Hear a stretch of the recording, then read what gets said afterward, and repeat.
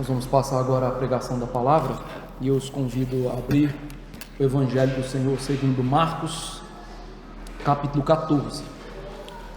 Eu farei a leitura dos 53 ao 65, mas nossa meditação vai ser do verso 56 a 59. Então, Marcos 14, 53 a 65, e como já disse, nós vamos meditar no verso 56 a 59. Então deixe-me ler, assim diz a palavra. E levaram Jesus ao sumo sacerdote, e reuniram-se todos os principais sacerdotes, os anciãos e os escribas.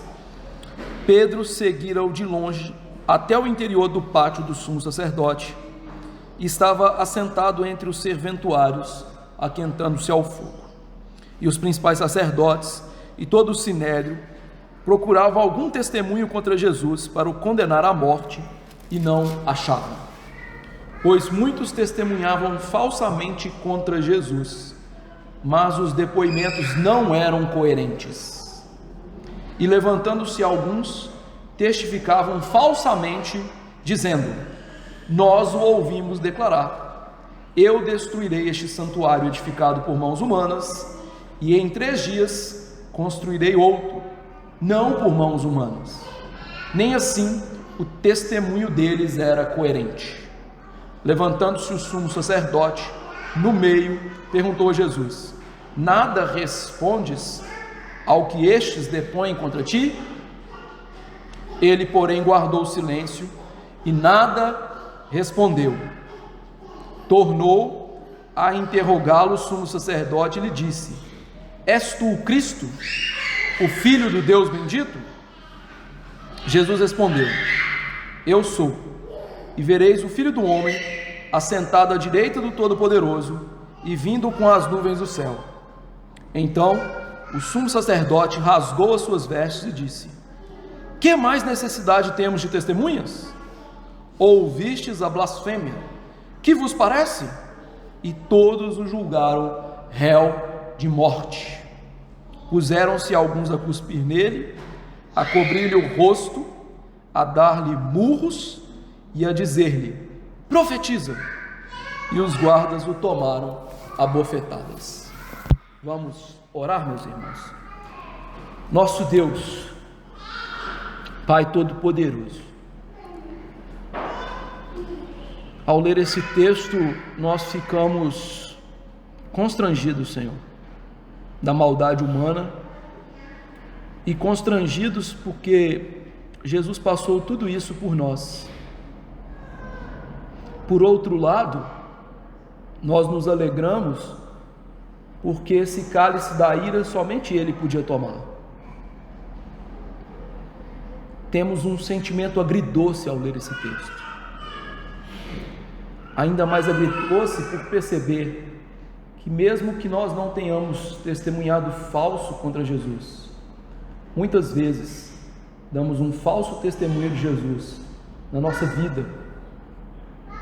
Portanto, diante dessa circunstância de pecado no nosso coração e de sermos seres humanos pecadores, que o Senhor abra o nosso coração nessa noite, que nosso coração não imponha barreiras à Tua Santa Palavra, que Teu Santo Espírito seja derramado sobre mim, que vou pregar, e sobre os meus irmãos que vão ouvir a pregação.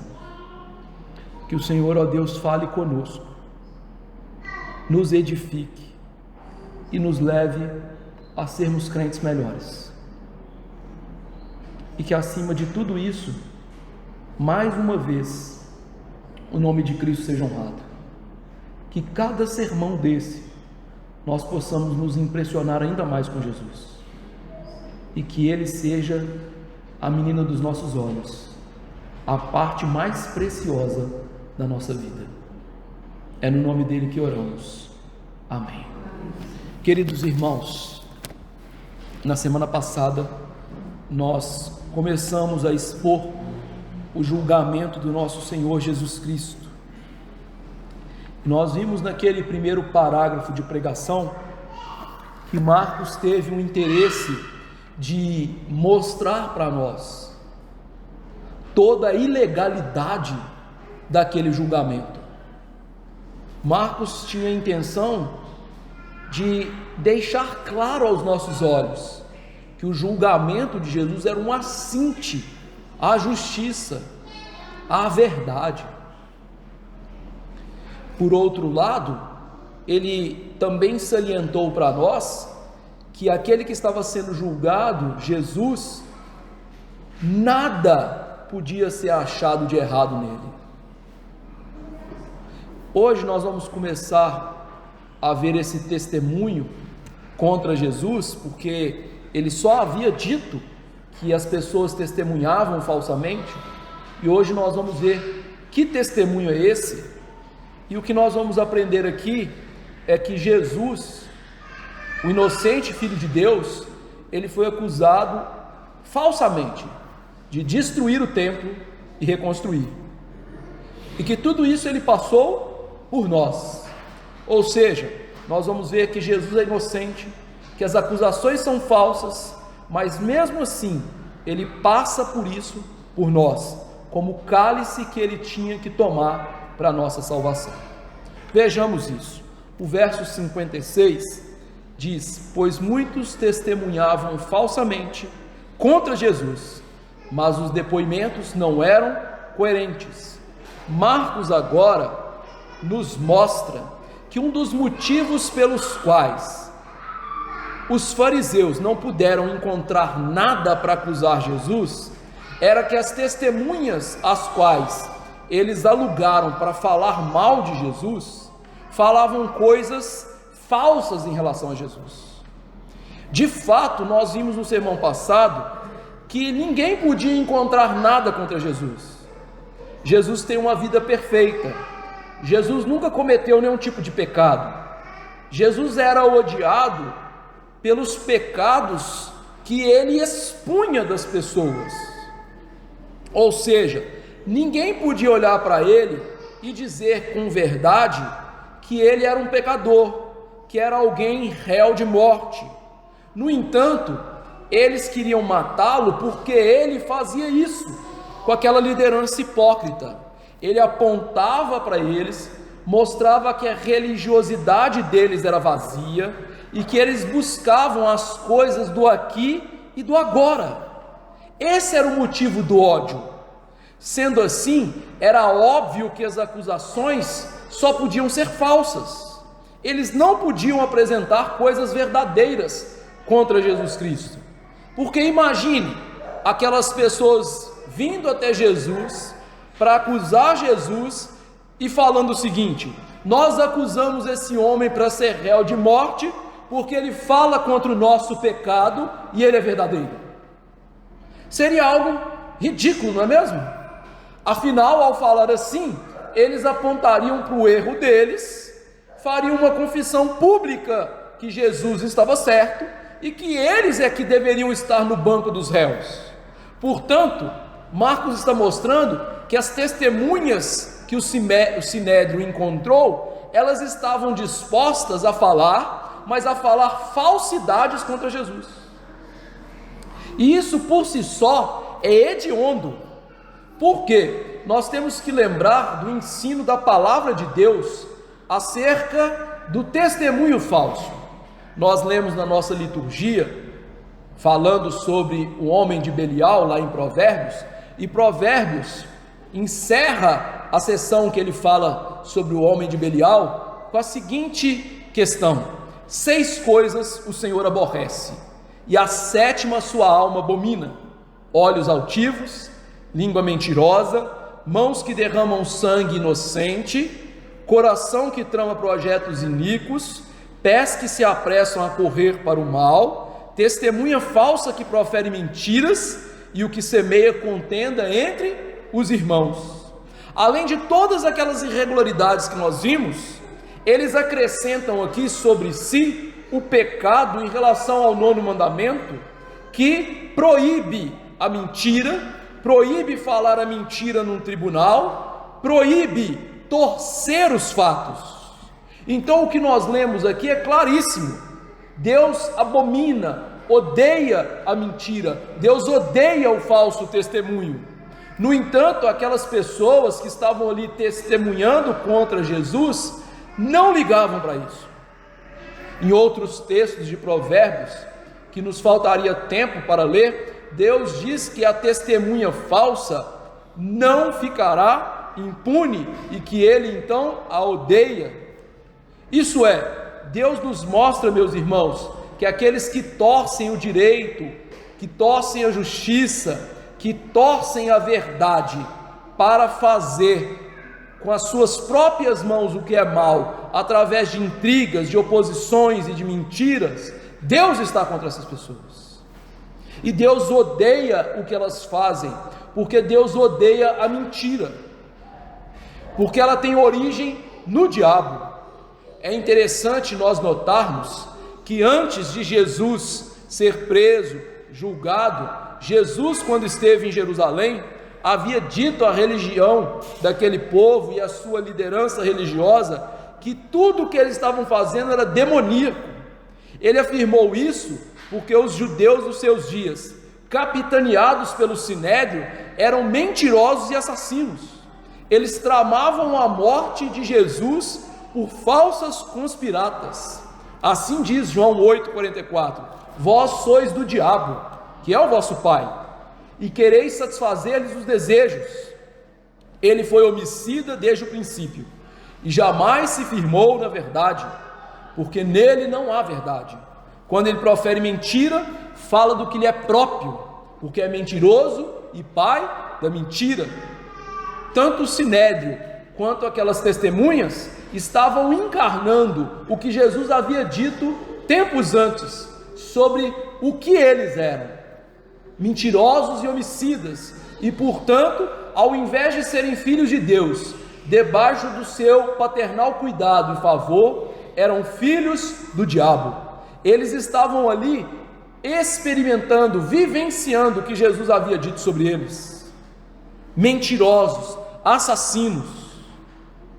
E veja, quando Jesus pronunciou essa frase sobre eles, Jesus havia dito antes que ele era a luz do mundo, e é por isso que eles queriam matá-lo. Curiosamente, Jesus agora está sendo julgado nas trevas, e quando ele foi preso, ele diz: esse é o momento e o poder das trevas. E isso é significativo, porque Jesus disse que aquele era o momento das trevas, afinal, eles não teriam limites impostos por Deus naquele momento, para fazer todo o mal que desejavam, a fim de matar Jesus Cristo. Não obstante, ao fazer isso, eles estavam se colocando debaixo do juízo de Deus.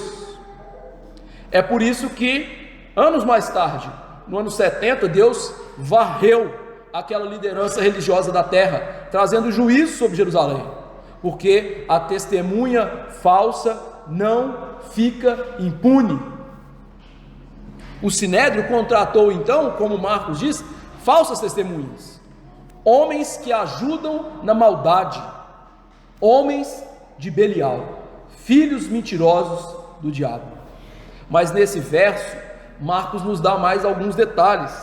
Ele diz que o depoimento dessas pessoas não era coerente, e aqui Marcos nos informa mais uma vez uma irregularidade daquele julgamento. O testemunho não era coerente. Segundo a lei mosaica, não era lícito condenar ninguém à morte, senão pelo testemunho concorde, coerente de duas testemunhas. Isso está, por exemplo, em Números 35:30. Todo aquele que matar a outrem será morto conforme o depoimento de duas testemunhas, mas uma só testemunha não deporá contra alguém para que morra.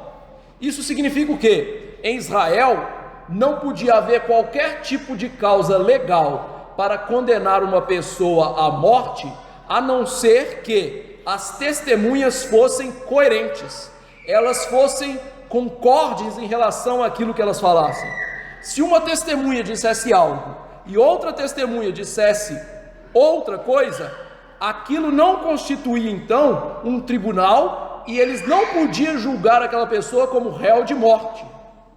E aqui nós vemos então que trágico que é o grupo de líderes do povo de Deus a liderança religiosa e espiritual do povo de Deus, encorajando pessoas a mentir, numa sessão muito especial e quebrando claramente a lei de Deus. O evangelista deixa isso registrado para que nós entendamos que eles estavam sentenciando Jesus à morte não por meio daquelas testemunhas, afinal elas não poderiam ser aceitas, mesmo que eles tentassem fazê-lo.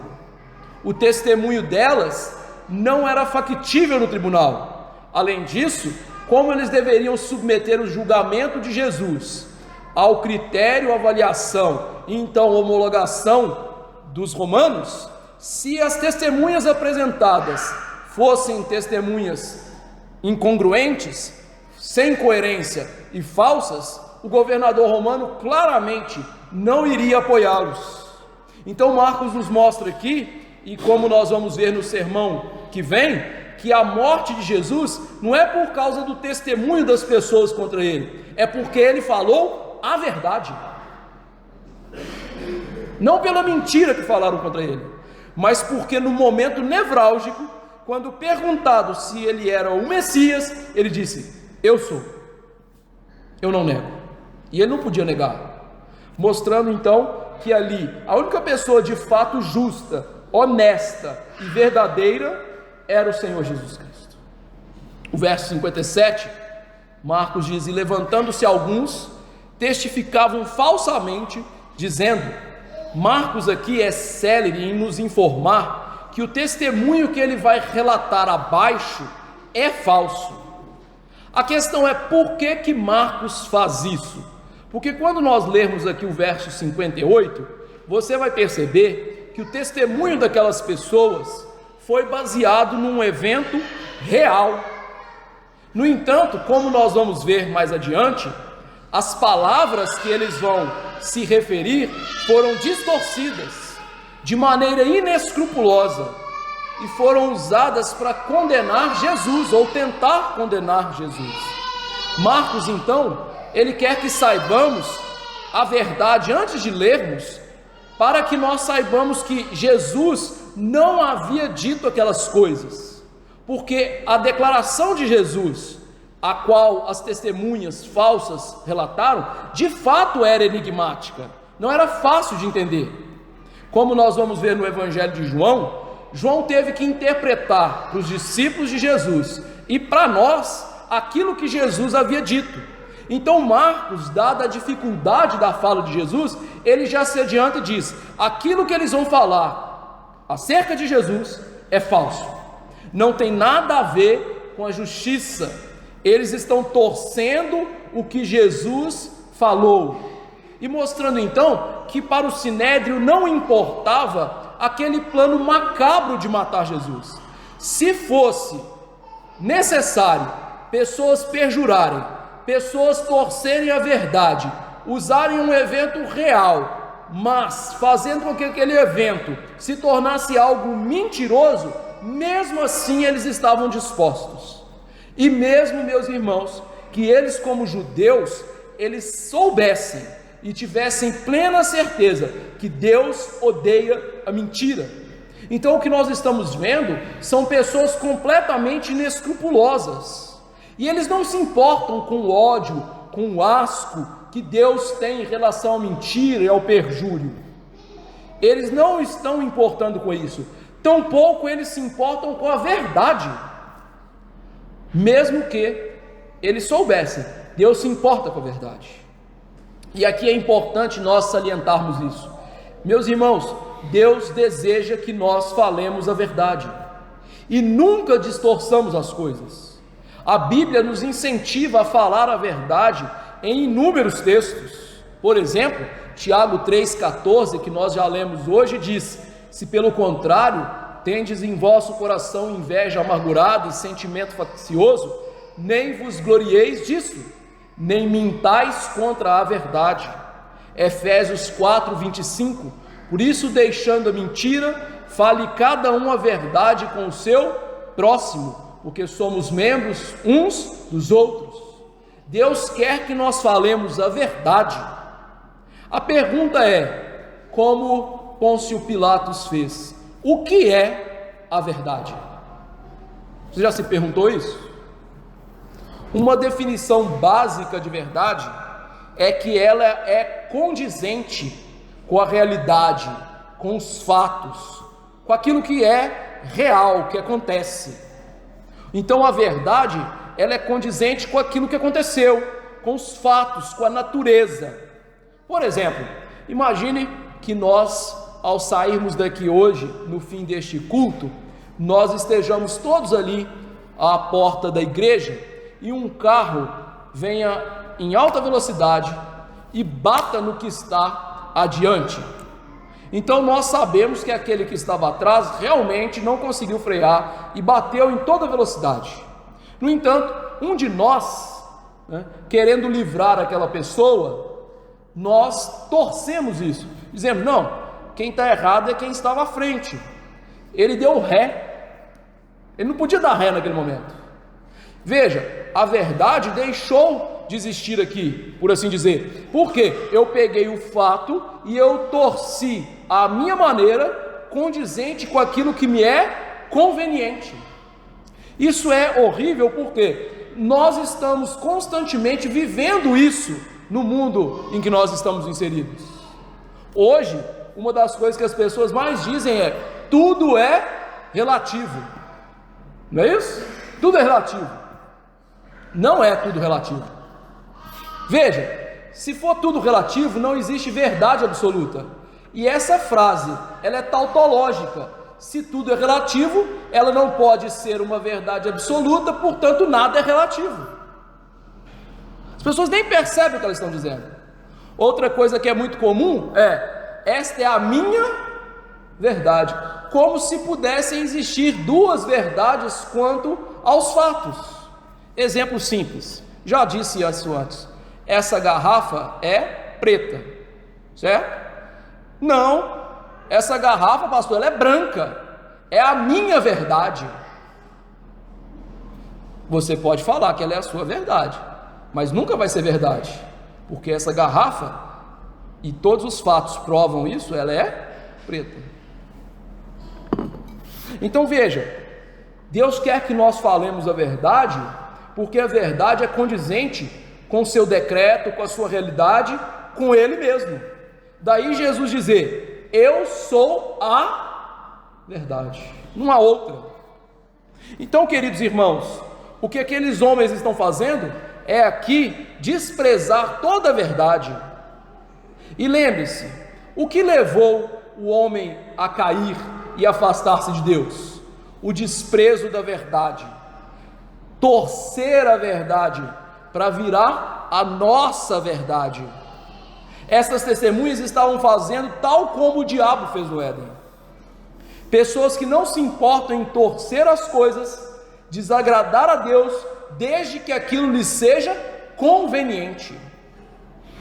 E isso nos mostra que esses homens, eles temem mais as pessoas do que a Deus, porque eles estão dispostos a ajudar o Sinédrio na sua mentira, mas eles não estão dispostos a servir a Deus, a agradar a Deus, falando a verdade.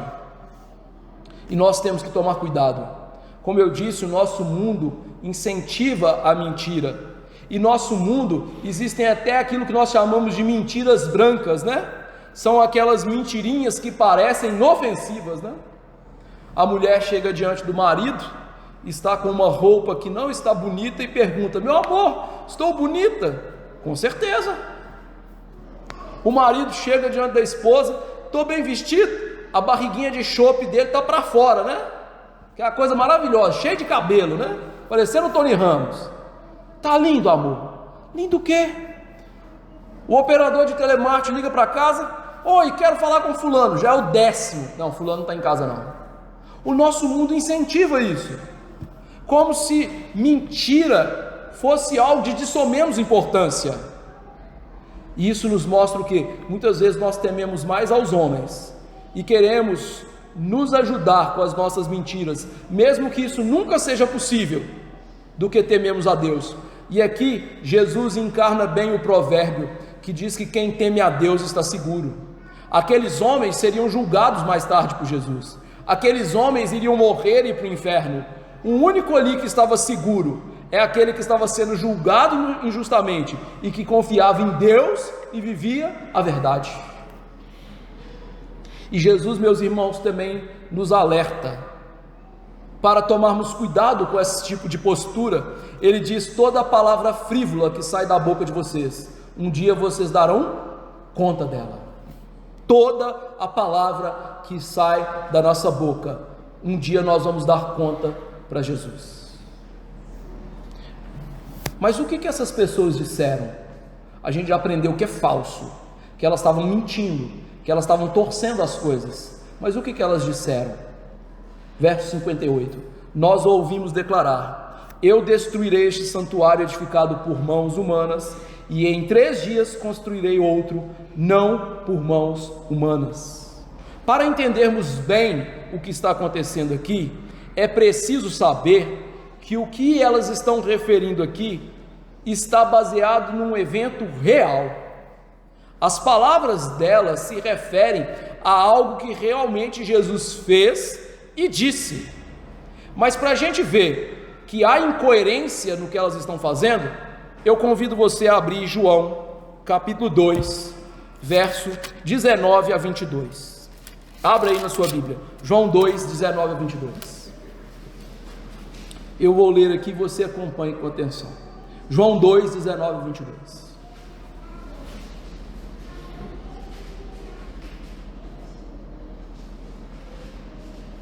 Diz assim: Jesus lhes respondeu: destruí este santuário, e em 3 dias o reconstruirei. Replicaram os judeus: em 46 anos foi edificado este santuário, e tu em 3 dias o levantarás? Ele, porém, se referia ao santuário do seu corpo. Quando, pois, Jesus ressuscitou dentre os mortos, lembraram-se os seus discípulos que ele dissera isso, e creram na Escritura e na palavra de Jesus. O que está acontecendo aqui? Primeira coisa, este evento relatado aconteceu 3 anos antes.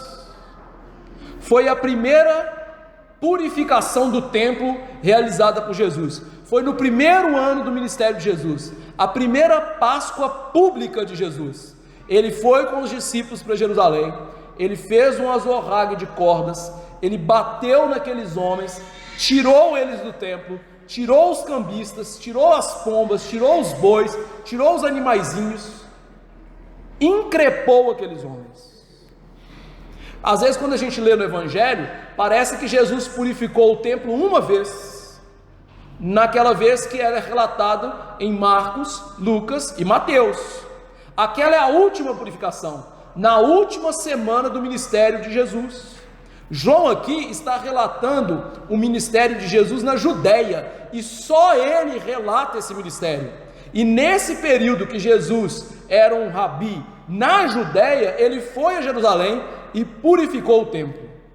Isso é significativo porque, como eu disse, foram 3 anos antes. E queridos irmãos, você se lembra com precisão de um evento 3 anos antes, nos mínimos detalhes? Por exemplo, não conta se você come a mesma coisa todo ano. O que você comeu 3 anos atrás no Natal? E olha que eu estou usando um evento singular da sua vida, né? Qual roupa você usou? Se eu lhe chamasse hoje para dar um testemunho, alguém fosse condenado por isso, você teria coragem de falar com precisão? Muito difícil, né? Na minha cabeça eu já não lembro o que eu comi semana passada, quanto mais 3 anos atrás, né? Então é isso que está acontecendo. E veja então que este evento, eles perguntam para Jesus: qual é a autoridade que o Senhor tem para purificar o templo, para fazer essas coisas? E Jesus então responde: destruí este santuário e em 3 dias eu reconstruirei. Se você é bom de português, você deve ter percebido que o verbo destruir aqui está no imperativo. O pronome segunda pessoa do plural, está aqui oculto, destruir vós. Então o que Jesus está fazendo? Ele está dando uma ordem para os judeus: destruam o meu corpo. É isso que ele está falando. Vocês querem ver como é que eu vou mostrar para vocês que eu tenho autoridade para purificar o templo? Destruam o meu corpo, e daí 3 dias eu vou voltar a viver, eu vou reconstruir o santuário. Jesus está falando isso aqui porque ele está aplicando a teologia de que o verdadeiro santuário de Deus não é mais o templo, é Jesus. Lá em João capítulo 1, verso 14, João já tinha ensinado isso para a gente.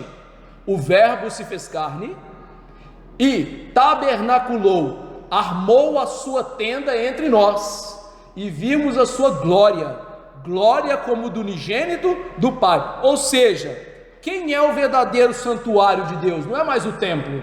O templo apontava para o verdadeiro santuário, Jesus. O santuário que seria destruído, mas que seria reconstruído pelo poder de Jesus. No entanto, quando Jesus falou isso, os judeus não entenderam. Eles entenderam que Jesus havia dito aquilo de maneira literal. Essa era uma das formas dos judeus interpretarem as coisas, o literalismo. O literalismo realmente é bom, mas há momentos que o literalismo é inapropriado.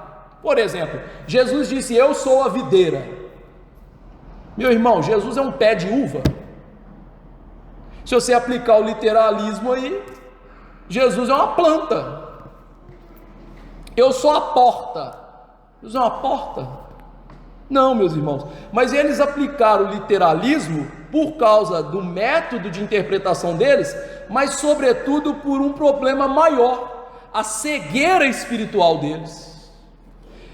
Por exemplo, hoje nós temos evangélicos que interpretam as coisas, por exemplo, do Apocalipse literal, o milênio. Jesus vai voltar e reinar 1000 anos nessa terra. Num livro que é todo simbólico, eles usam a interpretação o quê? Literalista.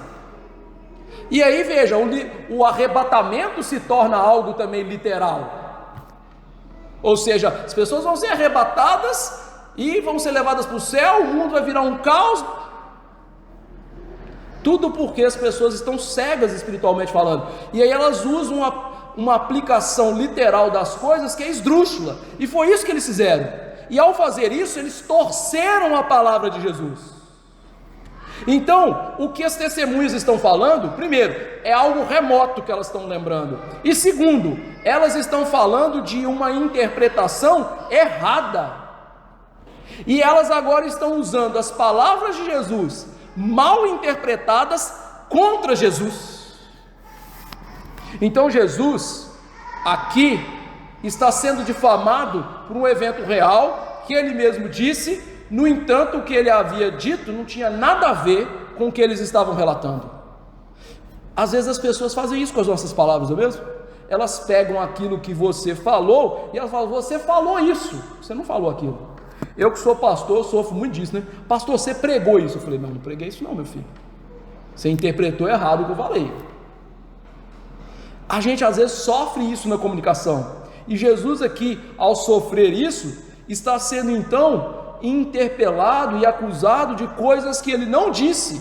Por isso João interpretou para nós. Jesus estava falando do templo da sua carne.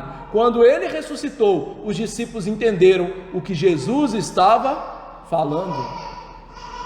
E aí, meus irmãos, como Deus é um Deus soberano, é um Deus maravilhoso e um Deus que está acima de todas as coisas, ao falar daquilo que Jesus havia dito, mesmo torcendo, aqui eles falam uma grande verdade.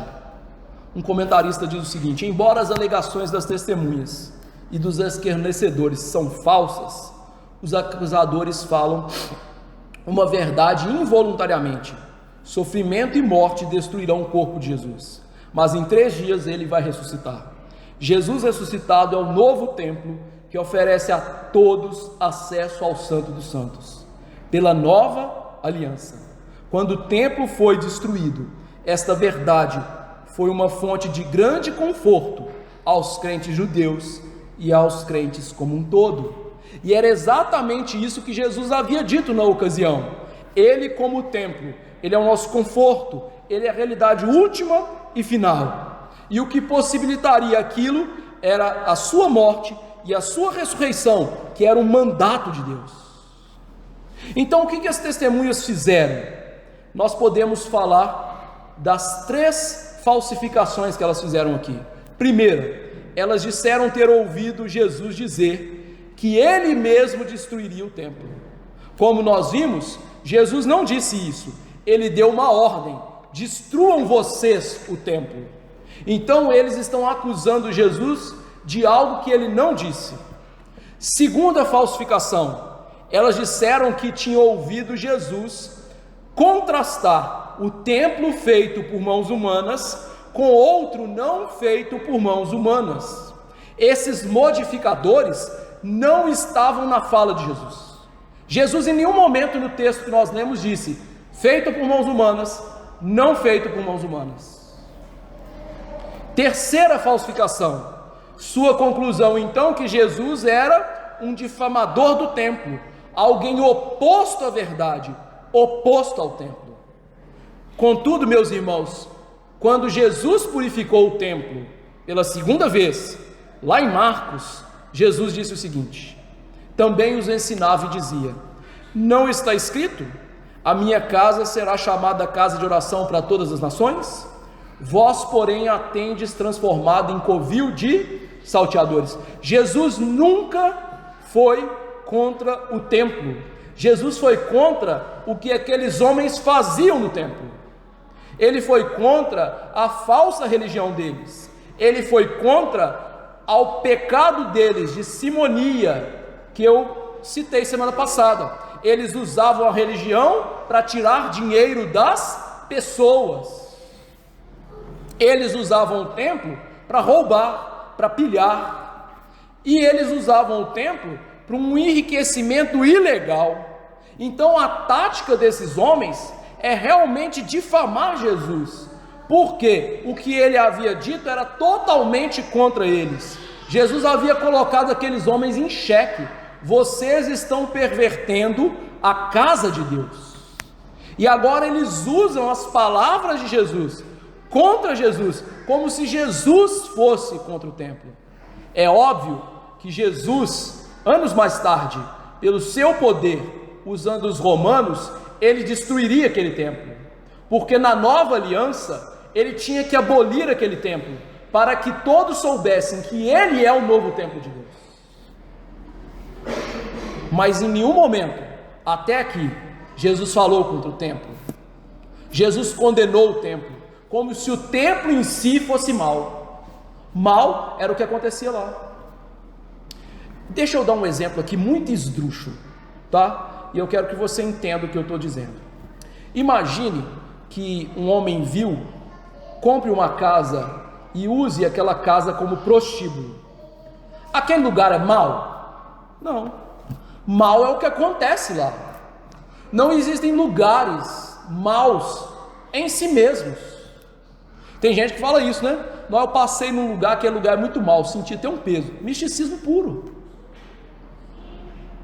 Não existe lugar que é mal em si.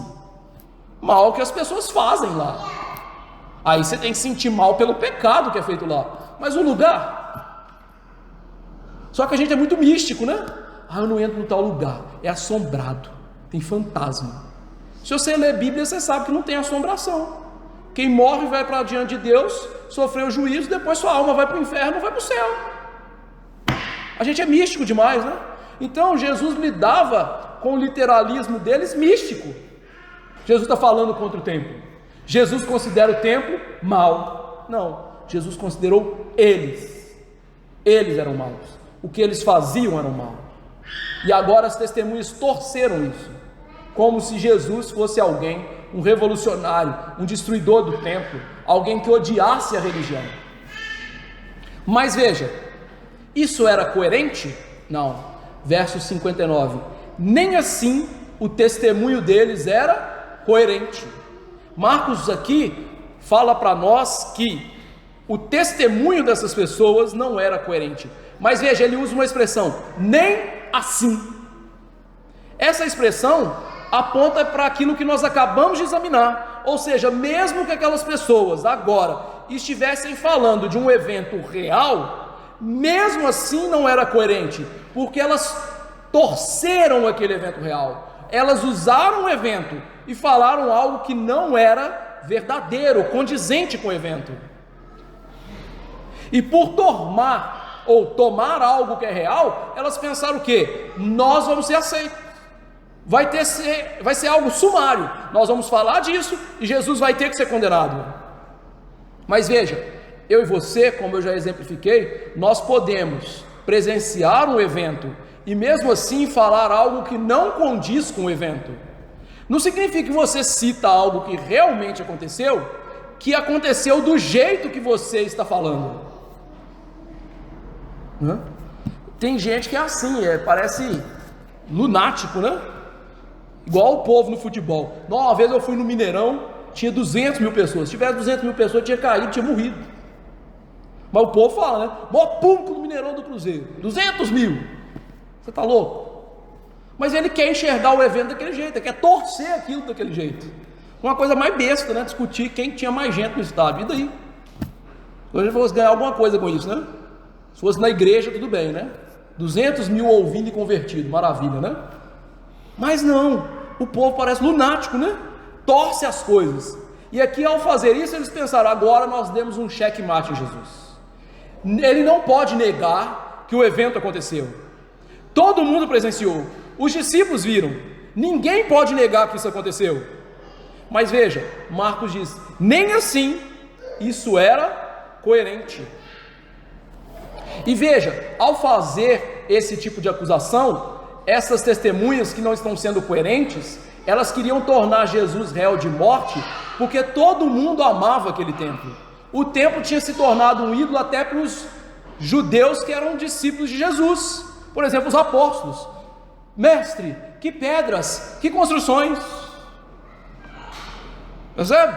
Então o ponto aqui é, olha, se ele realmente admitir que falou isso com o templo, nós matamos Jesus. No entanto, como que o testemunho dessas pessoas era incoerente? Eu já mostrei lá em João que elas torceram o que Jesus falou, certo? Agora nós vamos ver que quem falou isso foram duas pessoas. Eu convido você a abrir Mateus 26, 60 e 61. Olha que coisa interessante. E veja como que Mateus registra. Mateus 26, 60 e 61.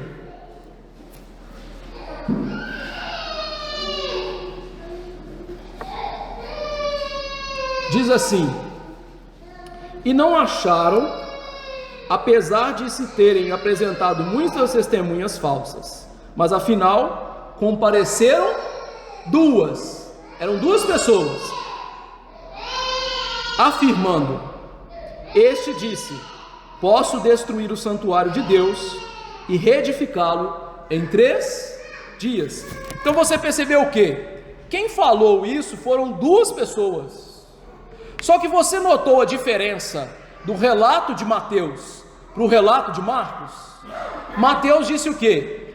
Que Jesus falou que ele podia destruir o santuário de Deus e reedificá-lo em 3 dias. Marcos disse, esse Jesus falou que ele vai destruir o santuário não feito por mãos humanas, e vai reconstruir outro não feito por mãos humanas. Você percebeu que as duas coisas não batem?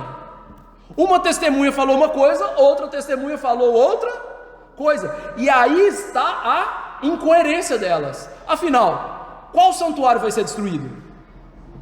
Qual vai ser reconstruído? Quem vai fazer?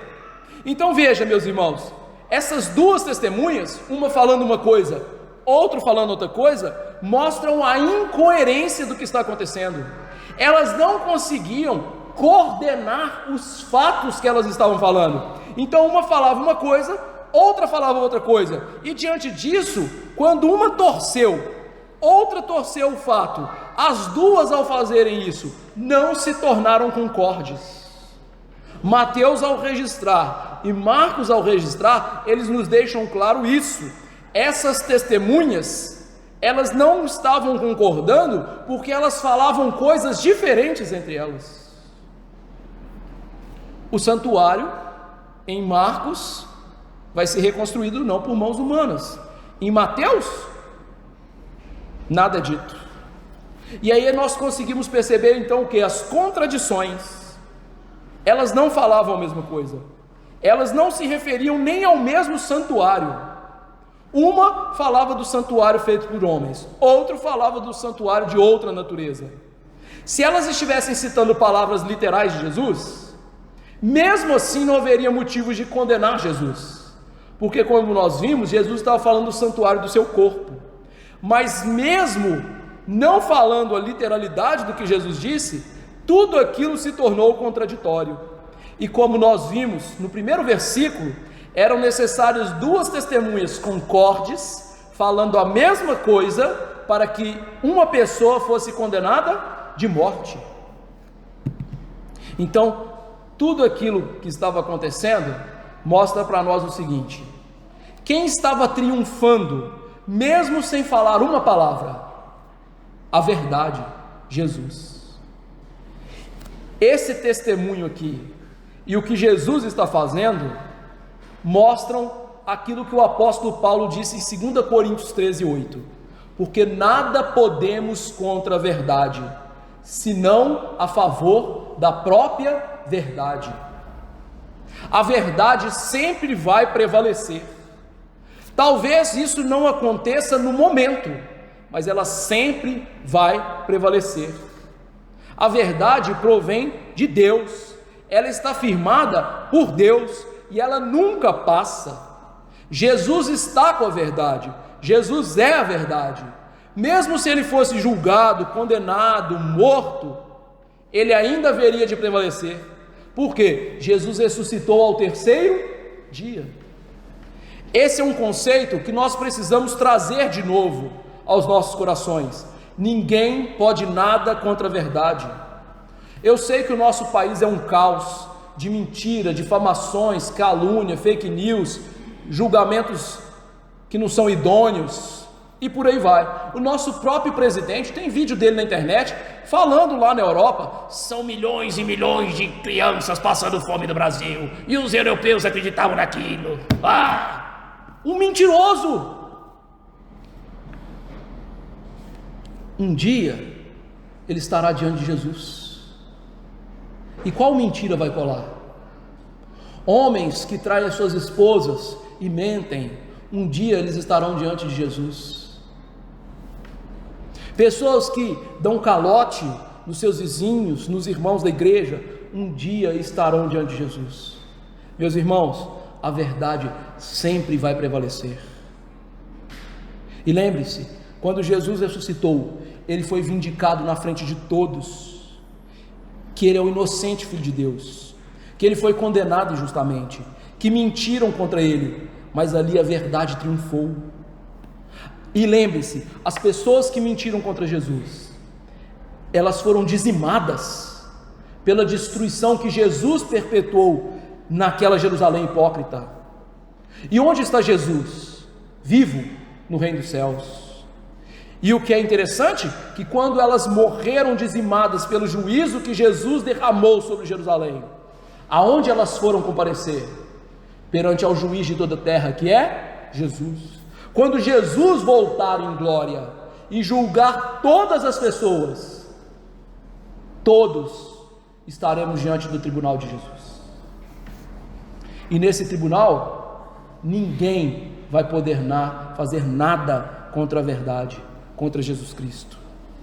E meus irmãos, Jesus passou por tudo isso para que a verdade prevalecesse, para que a justiça de Deus prevalecesse, para que eu e você fôssemos salvos, e para que nós deixássemos de ser filhos do diabo e deixássemos de ser mentirosos, para falar a verdade e viver a verdade em amor. Esse é o Jesus que está aqui no banco dos réus. Como viver esse texto? Em primeiro lugar, observe o quanto Jesus precisou de suportar dos lábios mentirosos. Marcos nos informa que eram falsas testemunhas contra Jesus. Marcos nos diz, eram depoimentos que não eram coerentes contra Jesus. E obviamente, meus irmãos, isso faz parte do cálice da paixão de Jesus.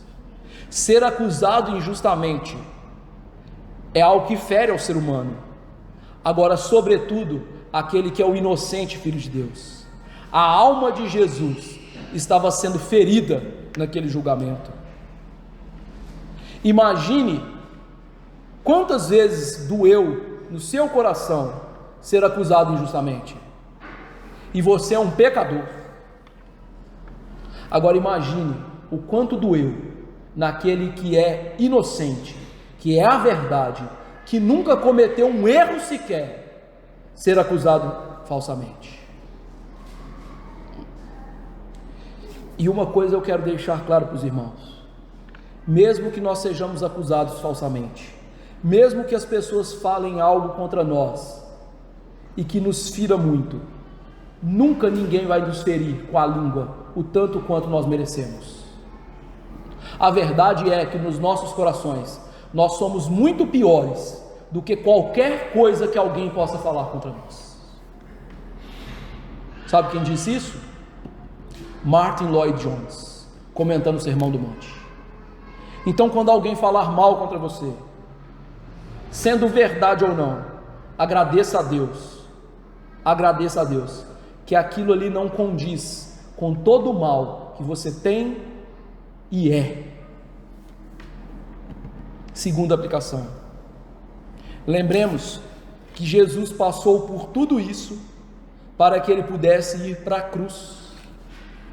Jesus não fez caso da ignomínia, mas ele decidiu, como ovelha muda perante os seus tosqueadores, ficar aqui, sofrendo todas essas acusações, para nos salvar. Meus irmãos, se Jesus quisesse, desculpa o termo chulo, melar com todo aquele falso julgamento, era fácil para ele. Mas Jesus não fez isso por quê? Porque ele tinha que morrer por nós, na cruz do Calvário, ir para a cruz do Calvário como ovelha muda perante os seus tosqueadores. É por isso que a gente não vê Jesus aqui se defendendo, porque ele é a nossa ovelha muda. E isso, meus irmãos, me impressiona ainda mais, porque quando alguém fala algo contra a gente, nossa natureza instintiva é nos defender, ainda mais quando aquilo for mentiroso. Mas Jesus não, impressionantemente, ele fica calado, não se defende, é acusado de tudo falsamente, porque ele decidiu morrer por mim e por você. Eu não me canso de dizer: Jesus, o seu sacrifício, a sua vida, elas são impressionantes, essas coisas. Jesus é completamente fora da curva, completamente diferente da gente. Terceiro lugar, facilmente, talvez você pense, o que Jesus passou não foi tão difícil assim nesse julgamento. Queridos irmãos, quando línguas inescrupulosas têm palavras soltas contra o nosso caráter, isso é uma verdadeira cruz, não é? Então aquilo foi uma verdadeira cruz para Jesus. Todo esse julgamento está sendo uma verdadeira cruz para Jesus. Depois nós vamos ver que até cusparadas e bofetadas ele tomou. O julgamento de Jesus, meus irmãos, não é algo de somenos importância, é algo de extrema importância. Ele foi julgado injustamente. E sabe por que isso é importante? Jesus, como sumo sacerdote, ele é empático e ele nos socorre. E ele socorre quando nós somos acusados injustamente. E ele sabe o que é ser acusado injustamente. E ele sabe o remédio exato que nós precisamos quando isso acontece. Graças a Deus, não é mesmo? Quarta aplicação. Salomão disse o seguinte: alguém há cuja tagarelice é como ponta de espada. Provérbios 12, 18. Davi implorou: Senhor, livra-me dos lábios mentirosos, da língua enganadora. Salmo 120, 2. Tudo isso, porém, fazia parte do cálice da ira de Deus sobre Jesus. Isso nos mostra o preço elevadíssimo das nossas almas. Quando a gente pensa no preço das nossas almas, meus irmãos, foi um preço elevadíssimo. Custou muito caro para Jesus salvar você e eu. Muito caro. Nós às vezes não temos nem como aquilatar direito o tamanho do preço das nossas almas. Então, diante disso, louve a Deus por Jesus Cristo, porque Ele suportou tal provação, pagando tal preço por homens e mulheres, pecadores, mentirosos. Você fala a verdade sempre? Não. Então o que você é? Mentiroso. E Jesus morreu por quem? Por você. Que preço, não é mesmo? Quinta aplicação. Não nos surpreendamos também que os verdadeiros crentes são caluniados e falsamente acusados nesse mundo. É interessante que, anos depois, os cristãos foram acusados pelos romanos de serem canibais, porque eles praticavam as santas ceias nas catacumbas, e eles ouviam: esse é o meu corpo e esse é o meu sangue. Olha só, não é, meus irmãos, uma coisa incomum nós sermos acusados de coisas que nós não somos. Então aceitemos isso como uma prova normal, como uma parte integrante da cruz que nós temos que carregar. Jesus disse: tomem a cruz. E tomar a cruz significa também ser acusado injustamente, ser alvo das mentiras de Satanás. E meus irmãos, é uma das maneiras favoritas de Satanás nos fustigar, através das falsas acusações. Satanás gosta de malhar a gente com a língua alheia, e ele quer que nós nos desanimemos diante disso, quer com que nós paremos de olhar para Deus, ou que nós olhemos para Deus como alguém injusto, diante daquilo que estão falando contra nós. Não caia na armadilha do diabo. Sexto lugar, então, o diabo faz isso porque muitas vezes ele não consegue nos impedir de servir a Cristo, então ele decide nos embaraçar através de um serviço desconfortável a Jesus, por meio de acusações e difamações. Que eu e você, nós suportemos esses ataques com paciência. Não consideremos isso como coisa estranha. Sabe por quê? Jesus disse certa vez: ai de vós, quando todos vos louvarem. Lucas 6, 26. Se todo mundo está te elogiando, você está errado. Se você, diante das suas posições teológicas, tem a adesão completa de todo mundo, tem uma coisa errada. E Jesus disse em Mateus 5,11: bem-aventurados sois, quando por minha causa vos injuriarem e vos perseguirem, e mentindo disserem todo o mal contra vós. Sétima aplicação. Nesses versículos, nós temos uma quebra grotesca do 9º mandamento: não dirás falso testemunho contra o teu próximo. O que esse mandamento nos exige fazer? Conservar e defender toda a verdade, defender o nosso bom nome e o do nosso próximo. O que essas pessoas estavam fazendo era totalmente contrário a isso.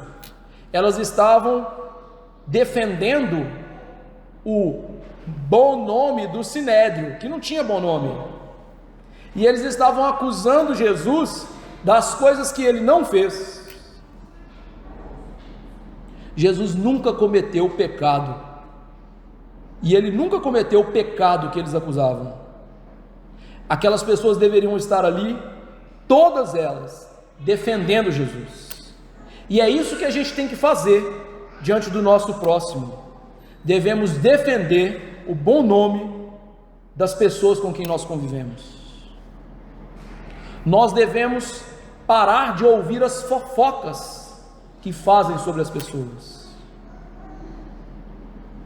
O 9º mandamento ensina a gente a defender as pessoas. Claro, se a pessoa for passível de defesa, né? E além disso, termos um bom nome pela prática da verdade. 8ª aplicação, o 9º mandamento proíbe tudo que é prejudicial à verdade, ou seja, toda e qualquer mentira. Pastor, eu menti para salvar minha vida. É pecado. É pecado. E a gente tem que aprender, meus irmãos, nós precisamos de obedecer a Deus. A gente não tem que ter essa ética situacional, é o mundo que age assim. Nós precisamos de ser absolutos em relação à lei de Deus. Mentira é sempre mentira. E veja, as pessoas hoje têm mentido descaradamente por coisas pequenas e em coisas grandes, coisas que dizer a verdade se tornou esgotado. Infelizmente, a mentira se tornou um pecado socialmente aceito, e às vezes se tornou um pecado aceito dentro da igreja. Traz na sua memória a última vez que você viu uma disciplina na igreja. Pastor, nós nunca vimos uma disciplina aqui, né? E quando foi a última vez que você viu uma disciplina por mentira? Fulano mentiu. A Bíblia proíbe toda e qualquer mentira. 9ª aplicação. Outro pecado socialmente aceito é a fofoca, a difamação.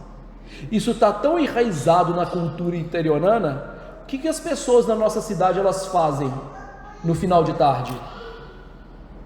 Elas armam as suas cadeirinhas de praia na frente das casas e elas conversam ali sobre o quê? Bolsa de valor, não é? Bolsa de valor do ser humano, né? Elas falam mal das pessoas. Vou te dar uma dica. Sabe como você corta a fofoca? Vou dar um exemplo. Luciano, permita-te usar, tá? Luciano chega para mim e fala assim: pastor, quero falar para você do Zé Clárison. Zé Clárison é isso, isso, isso. Então tá bom, Luciano, deixa eu chamar ele e você fala na frente dele. Acabou. Não vai ter mais fofoca. E é assim que a gente deveria fazer. Mas a gente não faz isso. Mesmo que nós não defendamos a difamação, nós a ouvimos e nos tornamos cúmplices das obras das trevas. Cuidado com a difamação, com a fofoca. Ela é destruidora. Nós vimos lá em Provérbios isso.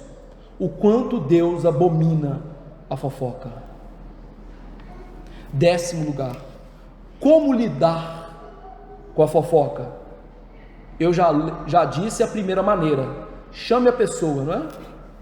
A segunda maneira: defenda o bom nome do seu irmão. Defenda o bom nome do seu irmão.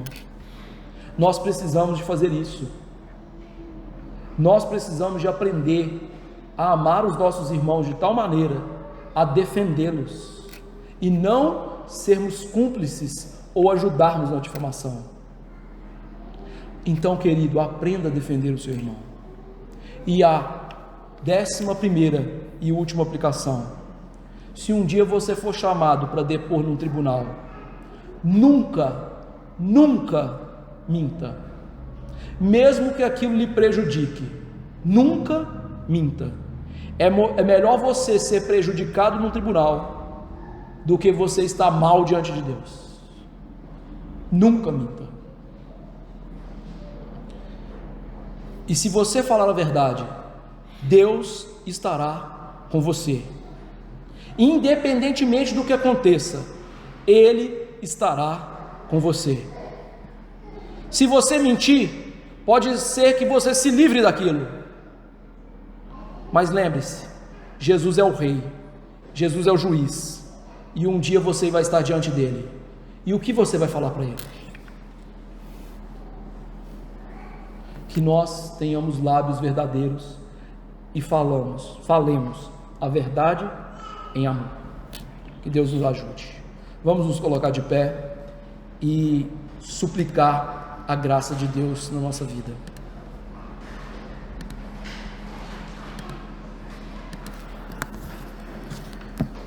Senhor nosso Deus e Pai Todo-Poderoso, eu te agradeço por Jesus nosso Senhor. Como eu tenho dito aos meus irmãos, ó Deus, Jesus de fato é impressionante. Não há possibilidade de nós vermos o que está acontecendo com Ele e não admirarmos Jesus. Os verdadeiros crentes têm que amar e admirar Jesus.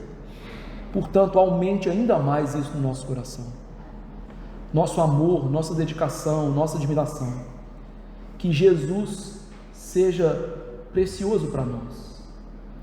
Que Jesus, ó Pai, seja alguém que nós olhamos pelo olho da fé todos os dias e nos relacionemos com Ele. E que nós tenhamos ansiedade santa de estar com essa pessoa que é Jesus, pessoalmente, cara a cara, e poder louvar, adorar, cair aos seus pés. Que a nossa vida seja de Jesus, seja para Jesus, porque o que Ele fez para nós, não tem como, Senhor, nós aquilatarmos. A morte na cruz, não tem como saber quanto sofrimento no corpo e na alma Jesus passou.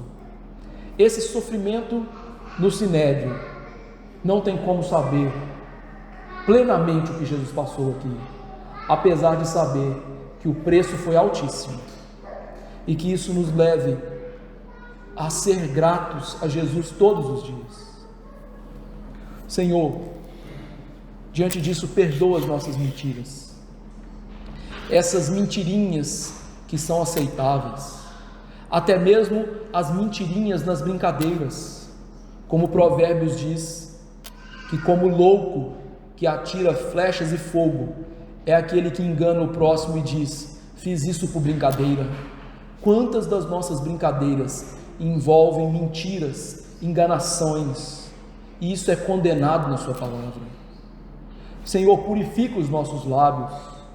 Eu sei que nós vamos tropeçar na língua até o dia final, mas purifica-nos de maneira que a cada dia menos e menos mentiras estejam nos nossos corações e lábios, que nós aprendamos a falar a verdade, que nós amemos a verdade, que nós, ó Deus, possamos ser a favor da verdade.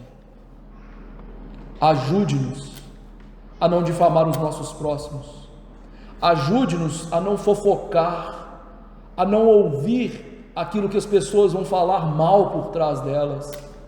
Ajude-nos a defendê-las, ajude-nos a elogiá-las, ajude-nos a defender o bom nome dessas pessoas, e nos ajude a ter um bom nome, e a defender o nosso bom nome nos tribunais, diante das fofocas, e defender o nosso bom nome com o nosso bom procedimento diante de Jesus Cristo. Ó Senhor, nos ajude, por favor, e abençoe a Tua igreja dos nossos dias. A Tua igreja tem dado um falso testemunho de Jesus Cristo. Livra-nos de sermos assim, livra-nos de testemunharmos falsamente de Jesus com as nossas palavras e atos. Por favor, que nossa palavra seja coerente com as Escrituras, nossos atos sejam coerentes com as Escrituras, e sejamos verdadeiras testemunhas de Jesus. É no nome dele que nós oramos. Amém. Que a graça do Senhor Jesus, o amor de Deus, o nosso bendito Pai, e a eterna consolação do Espírito sejam com os eleitos hoje e para sempre. Amém.